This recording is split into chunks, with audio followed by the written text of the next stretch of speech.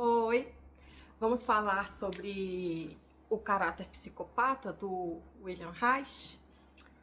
Eu falo do Reich porque ele pegou a classificação do Freud e ele acrescentou a questão corporal, né? A questão da. O Freud falava muito da libido, do investimento da libido. E o William Reich colocou também como que isso é bloqueado no corpo, ou como que isso é fluido no corpo, né? Ou bloqueado por meio das couraças musculares, tensões musculares e tal.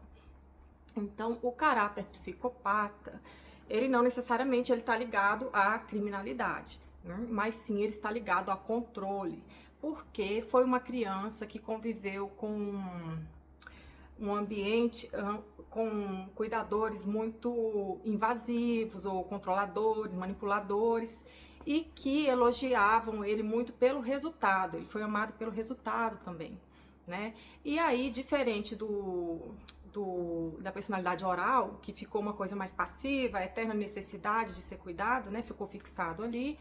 O caráter psicopata, ele já tinha alguma condição de estar no mundo, né? Ele já tinha ali uns 3 anos, e não, mais até.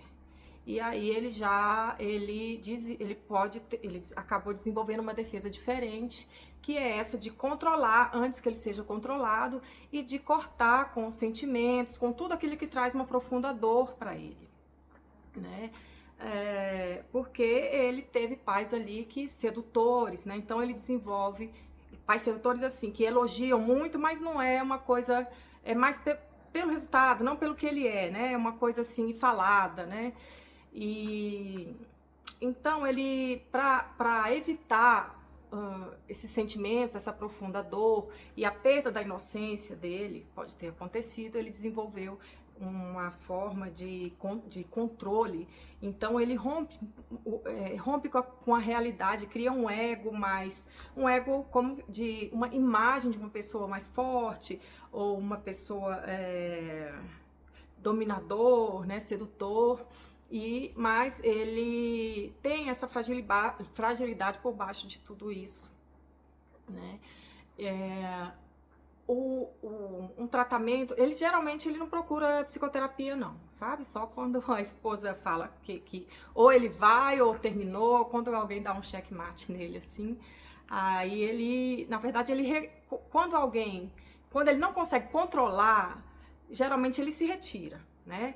Mas quando a esposa dá um checkmate e ele quer continuar ali, ele vai para terapia e o trabalho com ele tem que ser de ajudá-lo a acessar sentimentos profundos, sentimentos de afeto, mas ele vai passar por uma dor, porque foi exatamente o que ele bloqueou, por assim, cortando a respiração, né? Porque se você vê um corpo de um psicopata, ele tem muito mais carga aqui em cima, ele tem aquele peito aberto, né?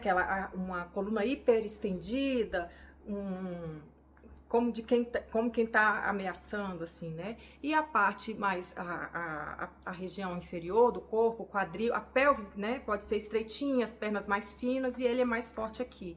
Então, provavelmente o pé dele não deve ser um pé que fica no chão, assim, de forma a utilizar toda a área, né? Porque ali é uma base, e a base dele, ele não pode confiar na base. Então, ele também, para que a energia dele suba, provavelmente o pé dele pode ser um pouquinho recuado, né? Ou talvez colapsado, mas com certeza a região inferior do corpo tem menos energia, a energia e a carga circula menos ali naquela região, fica mais aqui em cima.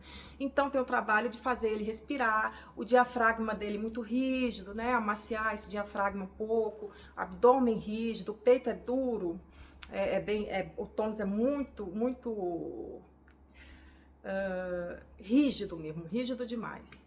Então esse trabalho aí corporalmente é feito junto com a análise, né? E ele também vai com a fala, ele vai falar e elaborar um pouco da história dele, mas é muito difícil para ele, né?